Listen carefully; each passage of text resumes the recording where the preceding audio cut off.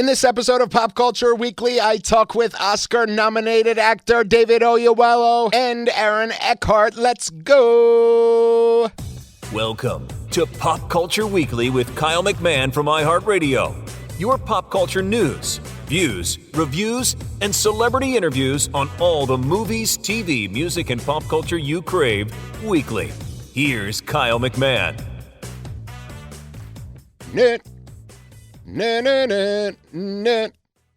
Hello, and welcome to Pop Culture Weekly with Kyle McMahon, the show where we celebrate pop culture, question our life choices, and try to keep up with Madonna, which, honestly, at this point, it's a full-time job. In this episode, we've got a lot to talk about. We've got two incredible interviews, David Oyelowo and Aaron Eckhart, and they're talking about their brand new films. But first, let's talk about Madonna, because she's not just back, she's literally dominating, as she tends to do. She's the top-selling female artist in history.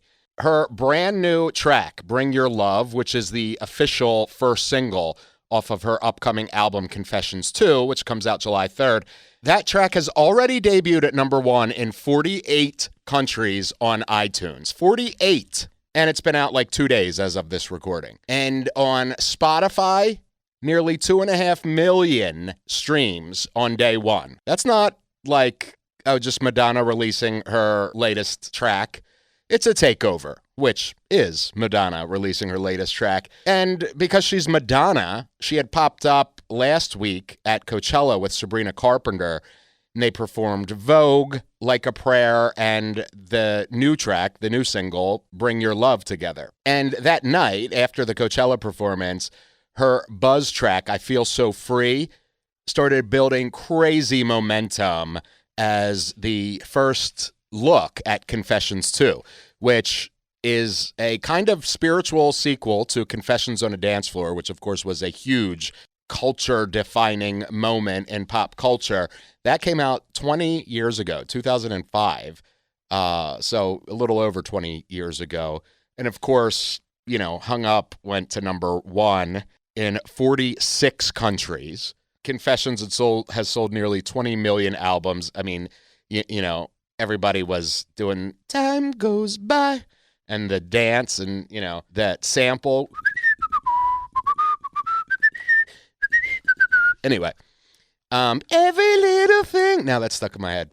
So anyway, yeah, we are officially in a Madonna era again, and pop music feels a little more alive because of it. So anyway, go stream Bring Your Love with Madonna and Sabrina Carpenter. Such a good 90s house-esque song.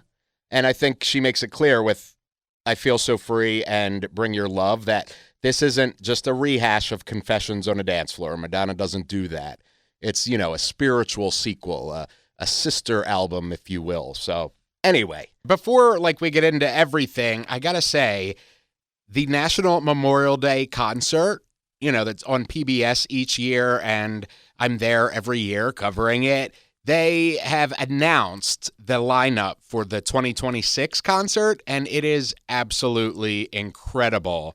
As always, Gary Sinise and Joe Mantegna return to host, and then they'll have performances with Noah Wiley, Melissa Leo, Andy Grammer, Jonathan Banks, Mickey Guyton, Jamie Johnson, Alan Jackson, Mary McCormick, Laura Osnes, Blessing Offer, and as always, the maestro, Jack Everly, who will be conducting the National Symphony Orchestra.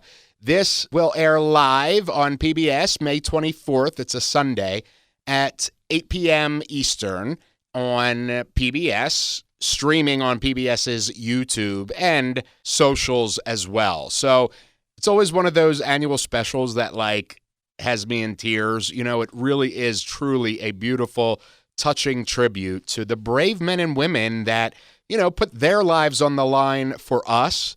And so many of their stories are untold. And what National Memorial Day concert does is tells those stories. So lock it right here. I'll have full coverage as always. And be sure to tune in Sunday, May 24th for the National Memorial Day concert. All right, today we have got two amazing interviews. First up is David Oyelowo, an Academy Award-nominated actor whose career is built on powerful, layered performances, and he's someone who consistently brings depth and humanity to like everything he touches. And I happen to co-star with him in a little Oscar-nominated film called Selma. And by co-star, I mean I had one line that was then cut. But, you know, co-star. And David is talking about his brand new film, Newborn. And then later, Aaron Eckhart joins us to talk about his new film, Deepwater. And trust me, there's a lot going on beneath the surface of this one. There's a lot going on beneath the surface of this one. Get it? Anyway, before we dive in, just a quick heads up. If you want to stay on top of everything happening in movies, TV, music, and streaming, make sure you are signed up for the Pop Culture Weekly newsletter. Become a pop culture degenerate just like me. Every week, I'm breaking down everything coming out that weekend, what's worth your time, what's not, and what you need to be watching before everyone else is talking about it. It's like your cheat code to never scrolling endlessly again. So you can sign up right now at popcultureweekly.com or click the link in the show notes. All right, you ready? Let's get into it. David Oyelowo is one of those actors who doesn't just play characters, he fully inhabits them. From powerful historical figures to deeply human, complex roles, his performances always feel intentional and they always feel grounded. And his new film, Newborn, he's diving into something that feels very raw and very intimate. It's the kind of story that explores identity, responsibility, community, and the responsibilities of the community for, our own, and what it really means to step into a new chapter of life. So in this conversation, we zoom out, talking about his journey so far, in his career, his philosophy on storytelling, and what continues to drive him creatively. He always chooses such incredible roles. And then we zoom in on Newborn, what drew him to it, what made it resonate with him, and why this role stands out and is already incredible body of work. Here he is, David Oyelowo. How are you? I'm well, thank you. Nice to see you. Nice to see you. So, first of all, thank you for talking with me. I really appreciate it. My pleasure. So, a funny story, and you probably won't remember this, but I was on a series of Oprah's Life Class shows, and she completely changed my life, and Miss Ayanla was on there as well. And anyway, she got me a gig with Huffington Post doing on her own section, doing self-improvement for millennials, and then I got this small part in Selma. And so I went down, I went down to Atlanta, and filmed for a couple of days, and I was supposed to be this senator in the scene, and they had me with this other thing. I guess you were walking. This was outside of a building, and I guess it was outside of the courthouse or wherever we were, and you kept having to walk, and they had me as an extra, walking by you or something, and I collided right into you. And I was mortified. I'm like, oh my God. And I said to Ava, later, I was like, this is my big debut as a extra in this film. And, I've collided with the star. And she was like, he's fine. He's great, blah, blah, blah. And I'm like, oh my God.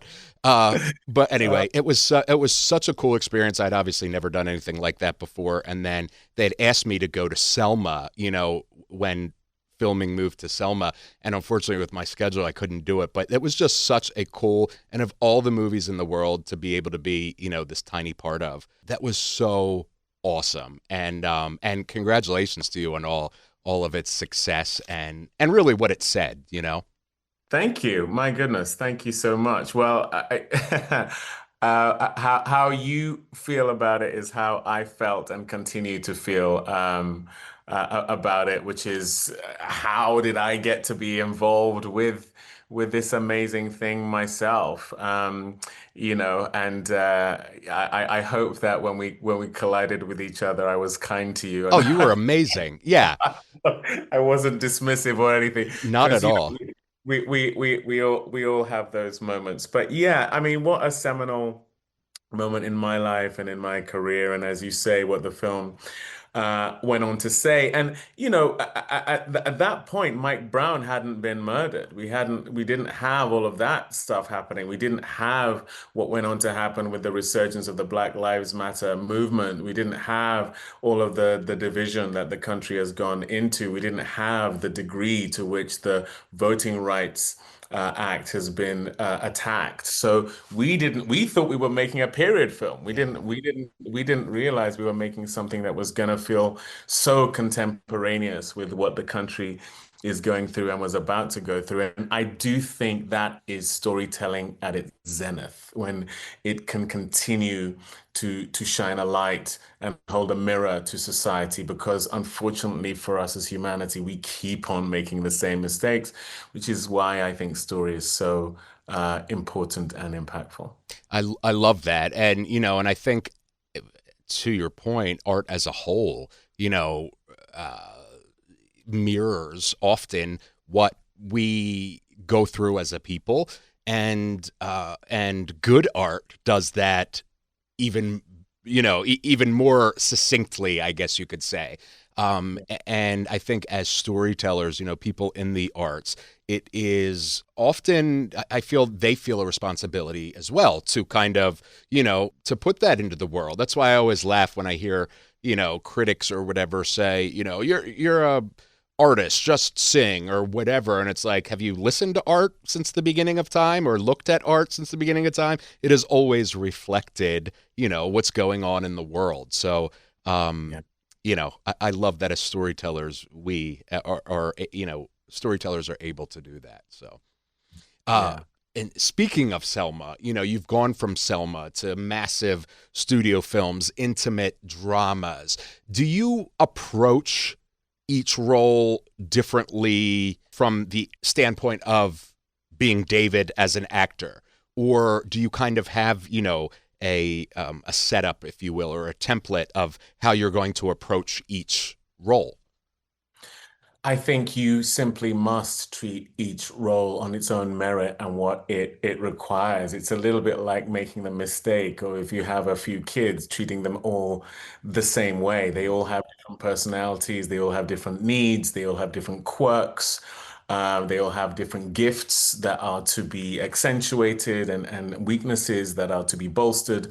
And so that's very much the case with the roles I get to play. As you can imagine, playing Dr. King is a very specific thing in terms of a historical figure, that time, that period, the size of the film, to a film like Newborn, which, in terms of the specificity of what that character is dealing with, sometimes I feel the need to stay in character the whole time. Sometimes that's not what's required. In fact, the opposite is what is required, because it's more of an ensemble situation whereby you want to have real tentacles to the other performers, and really be bouncing off their energy. So, I think you need to be alive to what every character requires, every director requires, every cast requires. Um, and my privileged time in the theater is what has really taught me that. Because every play requires a different muscle to be flexed. If you're doing Shakespeare, that's one thing. If you're doing a one-man show, that's a different thing. If you're doing a musical, that's a different thing. So being able to have that malleability is key. I love that. And I can't wait to get into Newborn with you. But if I may ask you a few questions zoomed out for a moment. You have portrayed fictional people. You have portrayed real life figures. What do you feel as an actor is, or do you feel as an actor there's one harder to get right or one more complicated to attack, if you will? In terms of characters? Yes. I think there's a lot of hazard around historical figures, Mm. obviously, because people have their own preconceptions about who they were or are. And depending on what these people did, they're either people who are greatly admired or loathed. And so that's always tricky. You have to make peace with the fact that you're never going to please everyone. But if you can please some, that's job done in a sense. So that has its own very specific hazards. But you know, whether it's an action movie or a comedy, they all have their thing that is gonna be the hill to climb, so to speak.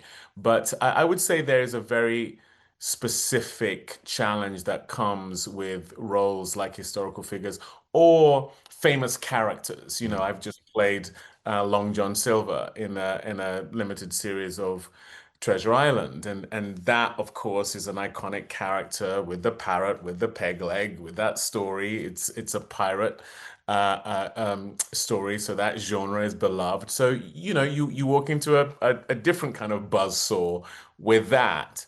I welcome and relish those challenges, but you just have to accept that again, you know, people are going to come with their varied opinions to those projects.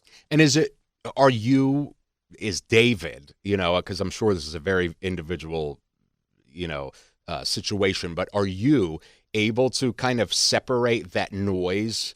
Because it seems like you're in a very good place, to be able to say, like, I know I'm not going to be able to please everybody all of the time. Are you able to separate that as you're going into a role? Like, okay, this is going to be controversial, or okay, this is going to be, whatever, and kind of block that out as you're performing? I've gotten better at it out of necessity. You know, I played Henry VI of the Royal Shakespeare Company and played the King of England. And as you can imagine, there were people who took umbrage with that, you know, being black and British as opposed to African American, playing Dr. King. There are folks who have things to say about that. You know, I think I'm the first black person to play Long John Silver. I'm sure there'll be people who have things to say about that. I can't control the noise. You know, all I can control is the credibility of my performance and the work I put into it. I don't take roles that I don't think there is a legitimate reason for me to either take it in terms of the challenge it poses to me or whether I feel like I can bring something to that role that hopefully is additive. So once I've made that choice, I have to just stick by the fact that my work ethic and how successfully I achieve the role is literally all I can do. You just have to sort of walk away from the rest. I'm a human being. I'm sensitive. I have an ego. So if I become aware of a high level of criticism, of course, you know, it puts a dent in your day. But at the end of the day, I've become better and better at just, you know, controlling the things I can and letting go of the things I can't. It's a great philosophy.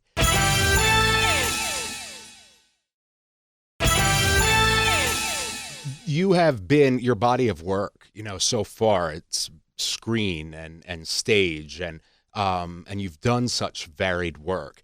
Do you think that audiences today are more open to different kinds of storytelling? One of the things I love about Newborn, which, congratulations, by the way, it's an amazing film, is it is, in my opinion, visually bold, and I love that because a different director, a different team, could have approached that story in a different way. And I think it just complements the story so well. Do you think audiences today are open to more different kinds of, storytelling than they were maybe when you started? Absolutely, I do, and I would attribute that to streaming and the fact that, you know, it used to be that something like Squid Game would be a foreign TV show, or Lupin would be a foreign TV show. But when it has the level of success it has in English-speaking countries, that just shows you that we are way more connected than we are divided when it comes to storytelling. And in the past, especially the studio system would have us believe that a foreign film is niche, despite it coming from as populous a country as India or China or countries within Africa. But now that streaming has sort of removed the geofencing that has sort of been placed there in the past, you see that my kids speak Japanese, Korean, and French because of the shows they like to watch. Whether it be anime or K-pop or or just the fact that they did go to a French school, but they are truly global in their mindset. That was not my upbringing. That was not the norm when I was growing up. I mean, we literally went to Japan recently, and my kids were ordering food in Japanese. I couldn't get my head around it. And I was like, and during the pandemic, because they were watching so much anime, they said, well, we want to learn Japanese. My wife and I were like, oh, okay, fine. But that I guess that's my point is that absolutely the diversification of interests when it comes to the audience is so present. And so that means you can be bolder with your filmmaking because yes, you're not going to please everyone, but you're going to please when storytelling becomes more global, you're going to please enough that will gravitate towards what you do, that will hopefully lead to the kind of remuneration that means there is a degree of success that you might not have had if your film only came out in America or only came out in the UK. Now, Newborn after its theatrical run will be available globally. And that is definitely something that was not the case for this kind of movie when I first started. What was it about Newborn that, you were like, I need to do this? I wasn't aware of how commonplace solitary confinement was in America. I did not know that over 80,000 men, women, and children are in solitary confinement today in America. And when you think about the fact that that is 23 hours a day in solitary, sometimes for years at a time. I shadowed a guy called Richard Rosario who was wrongfully convicted of a crime he didn't commit for 20 years. Seven of those were spent in solitary confinement. And, he has now had to deal with the fallout of that. 10 years out of prison, awarded $5 million in compensation, but still dealing every day with the fallout of that with his wife and kids. I spoke to a guy who was in his late teens, but had been in solitary confinement for a year and a half at the age of 14. Like one of my kids is 14. I couldn't even begin to imagine what that must feel like. So shining a light on that was one of the things I was keen to do, but also as a father, as a husband, as a brother, all relationships that play out for Chris Newborn in the film, I could relate to that. I could relate the desire to reconnect with those things, having been subjected to solitary confinement. And so I felt if I can relate to it, hopefully an audience can relate to it. And I truly believe that stories at their best are relatable despite the fact that your protagonist might be going through something extraordinary. And so the connectivity to the audience and awareness of solitary confinement were the two components that I was interested in. Was there something not obvious to you as you were, once you read the script and then you went and, you're portraying Newborn? Was there something that wasn't obvious when you were reading it that became obvious for you once you're in production? Something that was almost like an aha that you hadn't seen on the page, but as you brought him to life on screen was like, wow. I think when you think of solitary confinement or isolation, for me anyway, I thought of that primarily as something physical. Mhm. I thought of it more literal. I mean, a 10 by 8 cell, that physical restraint is what I initially was preoccupied by. What was surprising to me is just how much you crawl into your own mind and how much you exist there because think about it, 10 by 8 cell, lights on all the time, isolation, no human interaction. The only place to go that is expansive is your mind. And if you're in your mind for long enough without any human interaction, it becomes a very confusing, blurred, magnified, paranoid place. And that's what I couldn't have anticipated, is just how vast a topography the mind can be when you're subjected to that kind of isolation. And when I spoke to Richard Rosario or Shaka Senghor, who wrote a book called Righting My Wrongs, who had also been incarcerated for 19 years in his case, on and off in solitary for 7 years again, or a book by a guy called Albert Woodfox, who had endured over 40 years in solitary Wow. confinement. You can only imagine how complex a place the mind is. And that's why ours is a psychological thriller, because so much of it is about the complexity of the mind in relation to isolation. And I do think it has portrayed that beautifully because it seems like, on the page, it would be a hard concept to kind of get across on screen, but it was done expertly. And that's, I love that about it. What, Thank you. of course. What do you hope that someone leaving the theater feels about the film? What do you hope they take from it? Well, I've had the privilege now of watching the film with a big audience, and you never know what the effect the film is going to have until you're literally in that circumstance. And what I've been taken with is how moved people are by the film, because ultimately it's a love story. It's about a man trying to reconnect with his family, primarily his wife and son.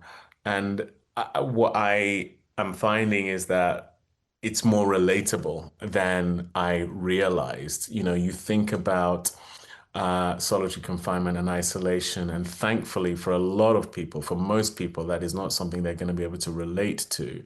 But they will, I imagine, be able to relate to the desire for connection, trying to recover from isolation, because no matter who you are, we have moments where we are lonely, where we are dealing with feelings of isolation, whether it's being misunderstood or literally isolated or still coming out of the effects of the pandemic, whatever it may be. That is a relatable circumstance. Richard Rosario reconnected with his family and his kids after the fact, and he said love saved him. And essentially that's the core theme of our film. And what I hope is that that is what people are going to walk away with. I love that. And finally, where, looking back from your first project to now Newborn, where does this fit in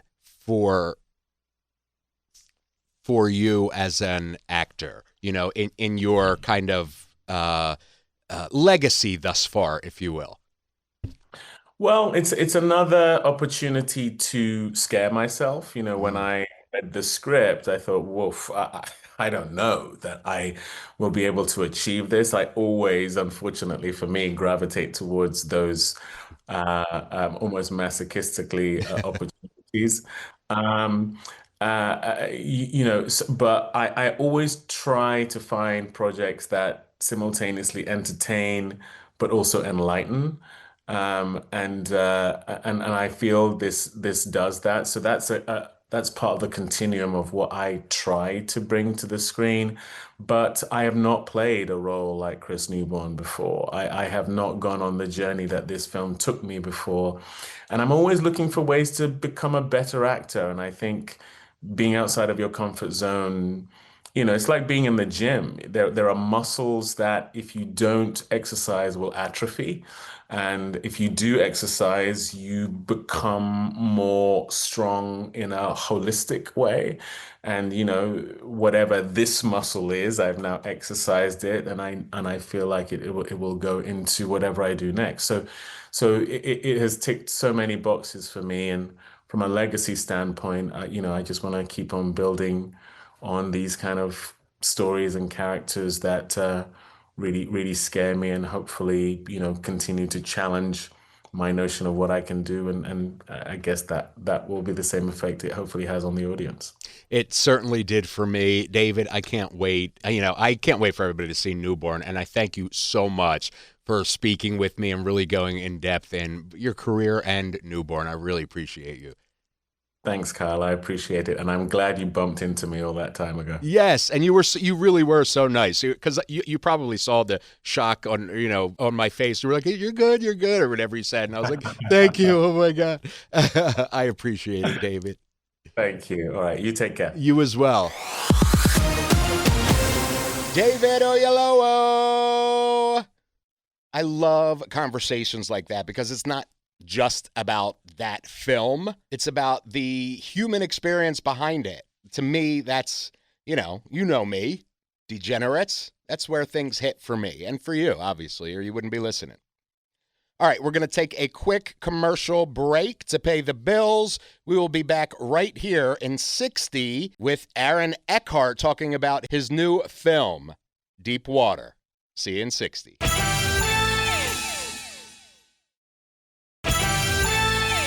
All right, degenerates, welcome back to Pop Culture Weekly. Thank you for supporting our sponsors, who, of course, support me to support you.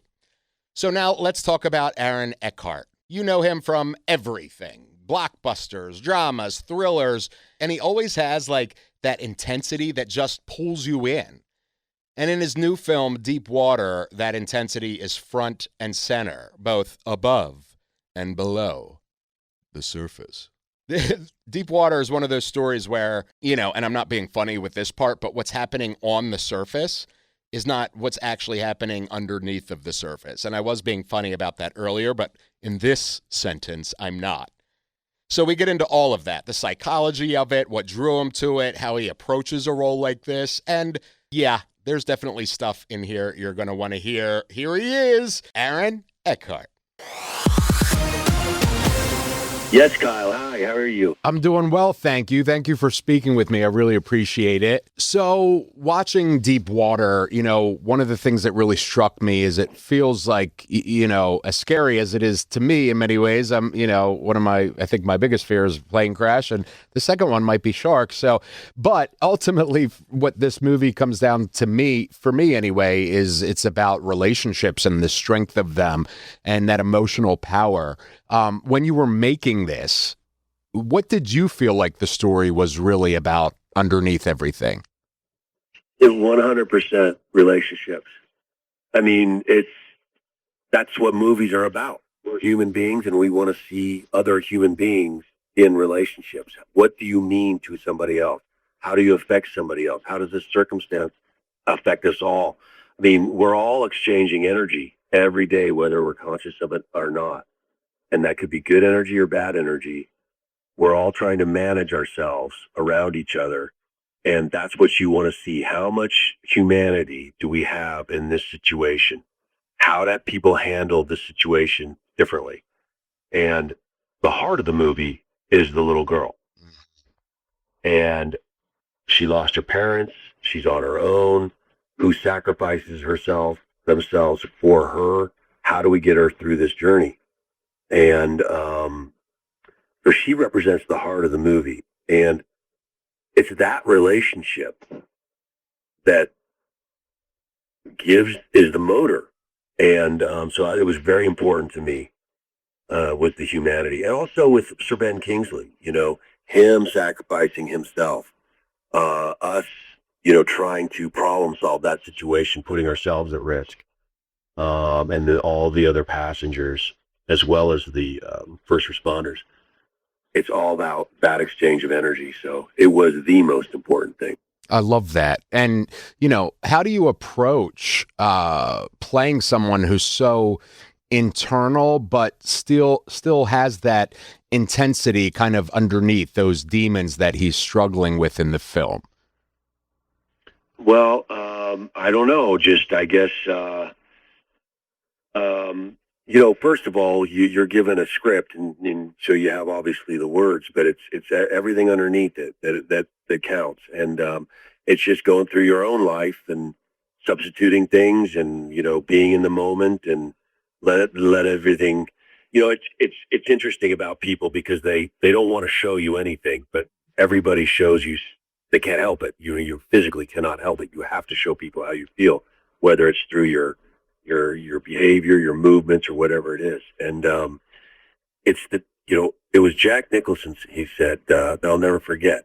He said, it's all about behavior. This whole business is about behavior. It's about script and it's about camera and lighting and blah, blah, blah. But it's really what the audience wants to see is behavior, because we are little behavior machines. And that's why we love to people watch. That's why we love to go online and watch these scenarios, or Cops, the show, how do people behave under these circumstances? And always, they'll surprise you, Yeah. And that's the interesting thing about the movies, is because you're given a script, and so you think, well, my character would do this, but then you watch a reality show and you're like, that's not what they did. Yeah. They did something completely bizarre and different, which was wonderful.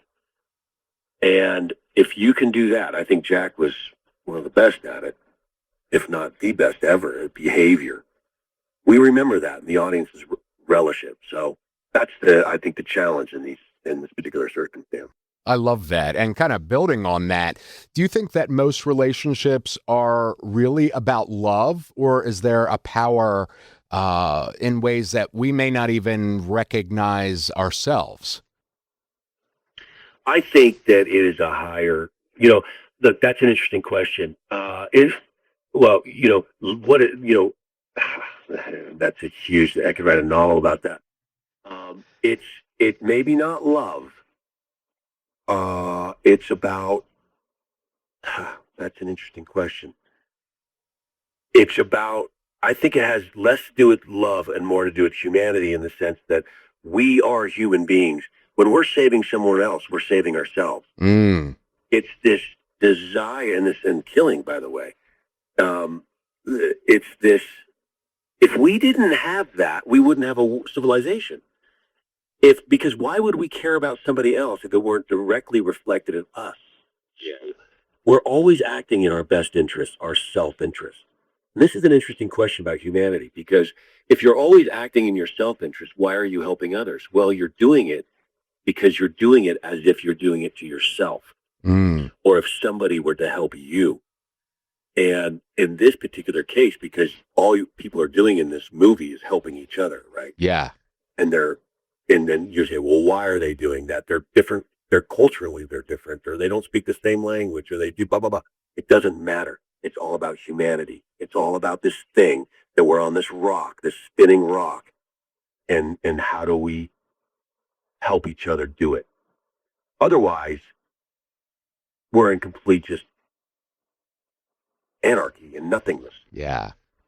And I think that's it for me, anyway. Okay. It is for you. Well, and you have played so many different kinds of roles, heroes, villains, kind of in the middle. Yeah. And you keep coming back to these really kind of complex, layered characters. What is it about those types of roles that, that attract you, that pull you in? They're an actor's challenge. I'm an actor. And at the end of the day, I'm an actor. That's it. That's what I love to do, and that's what I chose to do, and fortunately I'm able to do it. But when I read a script, even if it is the action genre, I'm not playing the action. I can throw punches all day long. I can shoot a gun or drive a car. Anybody can do that. Of course, you're having people do that for you. Yeah. Stuntman. Yeah. And so really the actor's goal, where they're important, is the behavior and the emotion and the drama. And,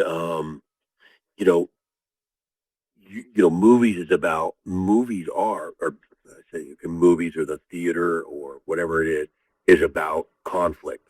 It's about crisis. And, that is what attracts me to it. How can I convince you that I'm going through this thing? How do I under immersion? How do I be real under imaginary circumstances? That's the actor's baseline, and that's what I've always been attracted to. If I watch Pacino or if I watch any of my greats, right? Why are they great? How do they convince me that they're going through this? Look at Rocky, whatever it is that have influenced my life. And that's always attracted me. And I think it was Mickey Rourke that said, if you have 2 real moments in a movie, you win. You have 2 actual real moments in a movie. Doesn't sound like a big base barometer, but it's really difficult to do under those false circumstances. And that's what compels me as an actor, is to try to have real moments under imaginary circumstances. And it's what, as I say this, I'm thinking about me in drama class in school when I was 17 or 14 or whatever it is. It's the same question today that I was battling with then.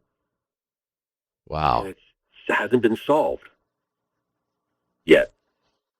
And when you watch Glenda Blethyn in Secrets and Lies, and she comes up with this realization that the person in front of her is her daughter, and she has that moment where you see it in her eyes. It's insane. It's exhilarating. It's the height of the profession. Yeah. So that's a long way of saying I have no idea what I'm talking about. Well, finally, what do you hope people take away about relationships or anything, even beyond the story itself, when they finish Deep Water? At the end of the day, we're all taking care of each other. At the end of the day, when you're in a crisis, when it's go mode, you all are just taking care of each other. That's the default position of a human being. People are living that right now. Yeah. Yeah. Everything else disappears. My car payment disappears. My opinion on the architecture of that house disappears. Everything.